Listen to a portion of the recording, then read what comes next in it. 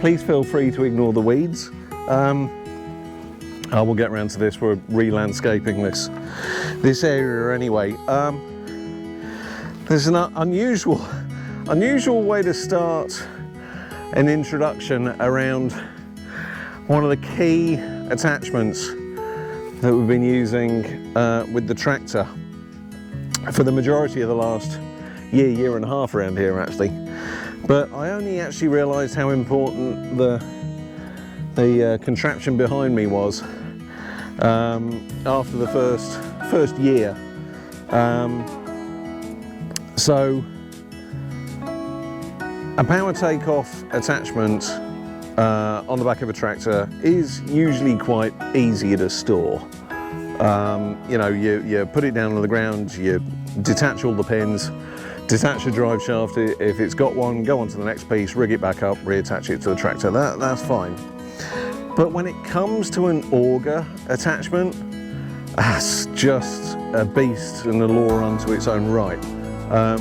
You've got the main arm that the auger attaches to the back of the tractor with. You've obviously got the auger itself. You've got the box or the gearbox at the top that you need to protect. You've got the drive shaft coming down, so it's like, you know, it's like a bloody great big metal spider at the end of it. And yeah, I looked online and there were so many different ways to store an auger. Some of the augers have a clip at the back of the gearbox where you can hook it, but then nowhere to put the actual hook unless you drill it into a tree. Some folks were constructing, you know, massive frames to be able to support the auger itself as a freestanding entity.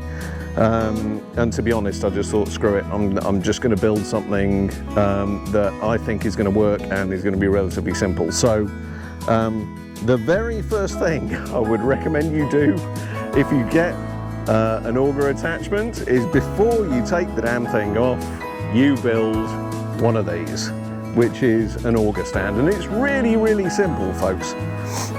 It's really simple to build an auger stand.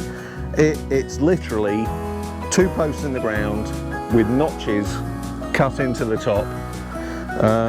You cut the top of the post at an angle about 30 degrees so that the rainwater runs off.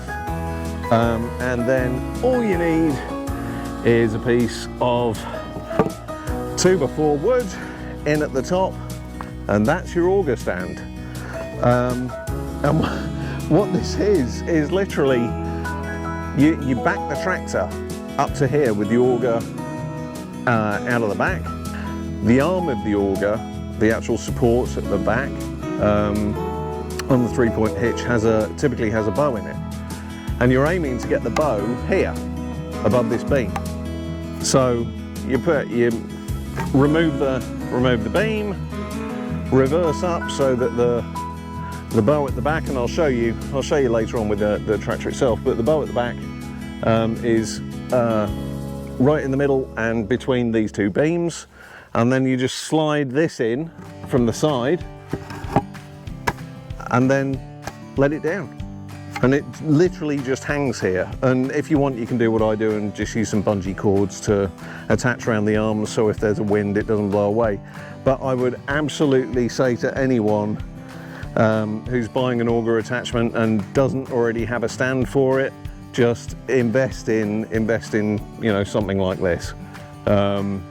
I mean, this is what, 4-inch 4x6 I think he used here, or 3x6, but whatever wood you can find that is going to take the weight of the auger, because it literally is worth its weight in gold. And having in the past needed like 2 people to manhandle the auger onto the back of the tractor, I can do this on my own.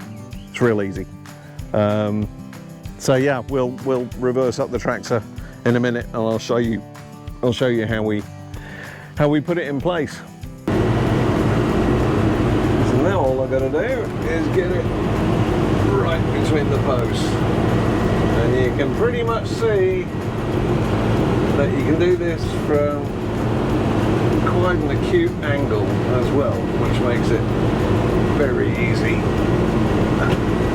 I reckon that's it. I reckon that's aligned nicely. So let's see if the beam will go in. Can't think there's any reason why not.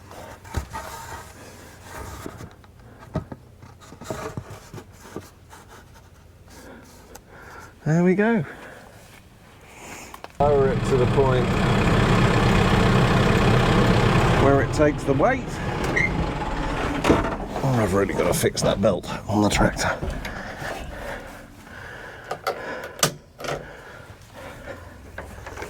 And now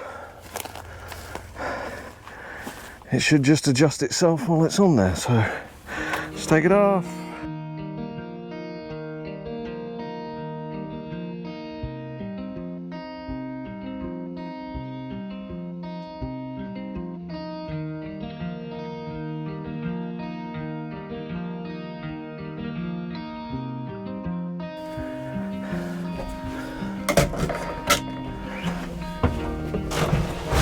And it should settle on its own.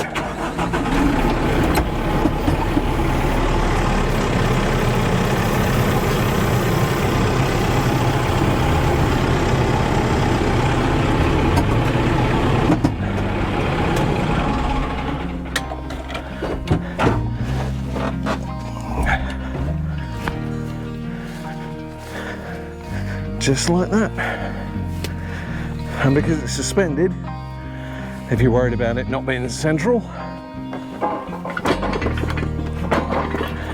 you just slide it across until it is. And then, like I said earlier, I use the bungees to tie back the arms so they don't wave around in the wind.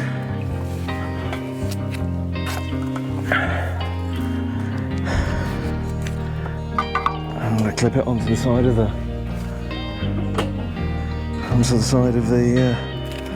auger.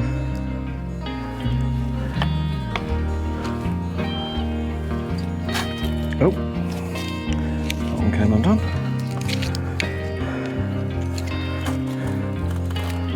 Oh, tighten up. There you go. That goes on there, and then this one goes on that side. So it can take quite a bit of wind, but I mean fitting it's just the reverse of this. It's really simple. I think I've got a sleeve left in there. I'll put that down there. So yeah, really worthwhile doing something like this. It saves your back, amongst other things. Right. On with the rest of what I've got to do today.